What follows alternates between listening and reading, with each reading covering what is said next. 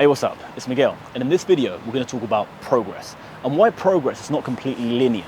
Sometimes we have good days and sometimes we have bad days, and sometimes we even have plateaus of time where we're not progressing, because understand that skills are composed of other small skills, right, that we need to learn before we can progress into harder skills, we could say, or harder parts of the global skills. So just in case you don't know me, I'm Miguel. I'm a web developer. I teach web development to people all over the world because I believe it's one of the best ways for you to achieve personal and financial freedom in your life. Okay, so let's get onto the topic. So it's important to understand that progress is not linear, because sometimes if we're having a bad day, we might feel like, hey, we're not progressing, or we're not like making moves forward. But in reality, you are. So if you keep doing an activity habitually for a long enough period of time, you're going to see the progress. You're going to see the improvement. Okay, you have to believe in this. Okay, so there's two main things that actually affect how fast we learn something. Okay, and how fast we can actually improve in a skill. And these two things, I believe, are habits and focus. Okay, so if we do something habitually, we're going to improve inevitably just through exposure. Okay, through sheer exposure to the skill, we're going to improve, because we're going to be exposed basically to more empirical evidence that our brain can adapt to. Right, that's how kids learn languages, right? Just through constant exposure. And focus is the other one. Okay, so if we're really focused on something, our brain engages really deeply in that thing. And habits and focus allow us to create stronger neural connections and allow us basically to tell our brain that what we're doing is important, okay, that it's necessary for our survival in some way. All right, so we start to build neural connections around that thing that we're doing through habits and focus. Okay, you need to protect your habits, right? So every day, even if you don't feel like it, you have to do it. Okay, really, really important, because those days when you don't feel like it, they're the ones that make the difference. If you skip a day, you're probably going to miss another day, right? So really keep that in mind. That's the most important one in my opinion. Okay, so you really have to protect that, and that's just a fact of just doing it every day. Okay, there's no real way around it. Okay, there's strategies around habits. Read the book Atomic Habits by James Clear. That's a really good one if you want to understand more about habits. Okay, and the other one is focus. All right, and I'm going to give you some tips about focus and how to improve, or how to reduce basically the bad habits that you can fall into, or activities that you can fall into that are actually going to reduce your focus. Okay, so we're going to talk about how to improve it and how to reduce the bad habits, we could say. So focus is very important because of what we talked about. Okay, the more you focus, the more neural connections you create, and the faster you learn something. And there's some things that could affect your focus, like for example, lack of hydration. Okay, lack of drinking water. If you've been hungover, you're actually dehydrated. Okay, that sort of feeling you have after the day after being hungover, you have like headaches. You're not feeling good, right? That's hydration. That's dehydration. Nutrition, right? Carbs are a great example of this. If you have a lot of carbs before a study session, you're going to feel very sleepy, right? You're going to feel very lethargic. Exercise, lack of exercise actually reduces the amount of energy you have and the amount of neural connections you can actually make in your brain. So it's been proven that constant cardiovascular activity, first of all, reduces your reduction in cognitive decline along the years. And it also promotes neurogenesis, which means the creation of new neurons in the hippocampus, which is the part of the brain associated to memory. So that's an important thing to know. Exercise is very important for focus, okay, and for having a healthy brain.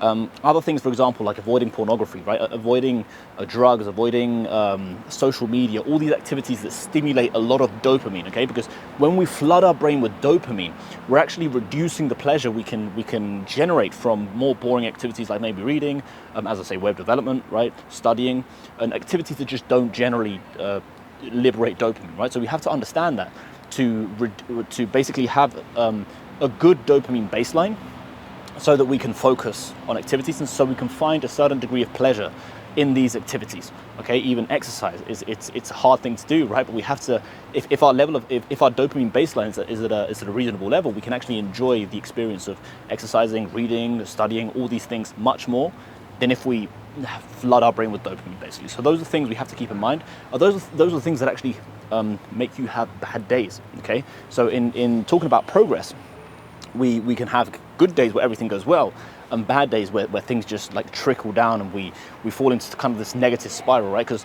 if you liberate dopamine early throughout the day, you're going to tend to want to liberate dopamine to kind of get back on that high, we could say. Because when you liberate dopamine, your dopamine levels actually go below baseline, and you start to feel pain instead of pleasure.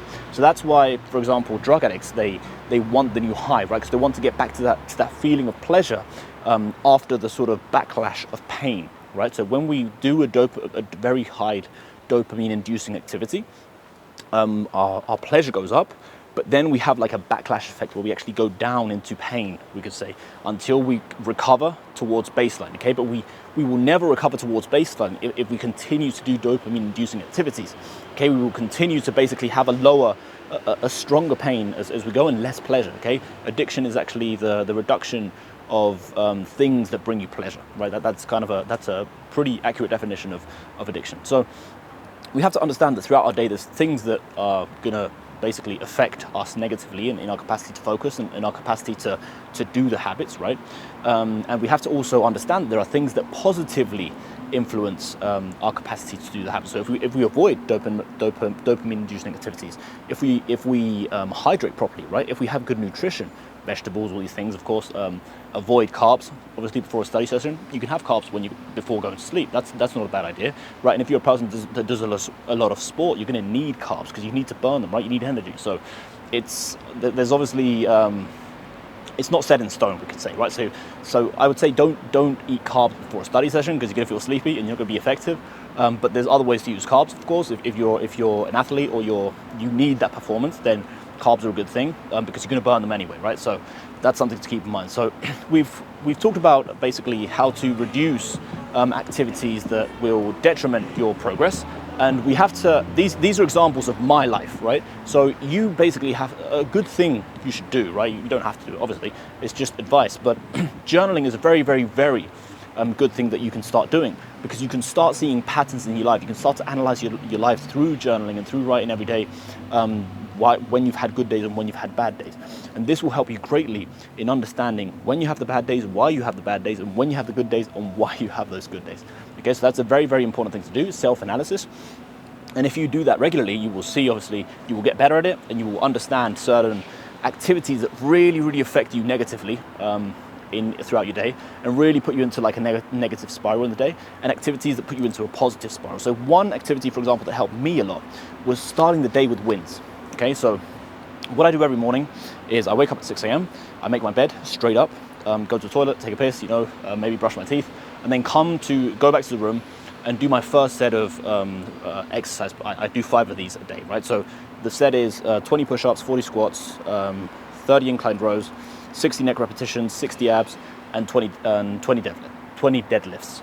So that's the first repetition I do right after I get out of bed, and that gets me in an upward spiral of progression. Basically, it starts the day off on a good note, and I start the day off with a win instead of with a loss. Maybe checking my phone. My phone is in my drawer. My phone is on airplane mode until I finish my first session of programming, which I do straight after I do my exercise. Basically, so on Mondays, Wednesdays, and Fridays, after that exercise session, I go to the gym, come back and then do programming, and on Thursdays and on Tuesdays and Thursdays I go straight into programming. And until I haven't finished sort of that session of programming or the session of going to the gym and boxing, I don't have breakfast, basically. So I don't reward myself. So that's something important to keep in mind, to not start the day off with losses, to not start the day off with pleasure, but start the day off with a bit of pain. Okay, because that will really start your day off. It starts your day off with a win. Okay, pain in the sense that you're doing something difficult, we could say, like exercise or doing a habit you don't want to do, like make your bed, or programming, which is work, right? So it's important to start the day off that way, because I think you really start the day with a win instead of, as I say, with a loss by checking your phone and being distracted, right? And having your brain distracted with dopamine-inducing activity. So these are the tips that I have for you in regards of progression and how to make faster progression and how to avoid those bad days or mitigate those bad days.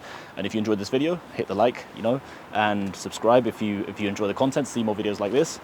And as I say every day, man, do it every day and you'll be okay. Ciao.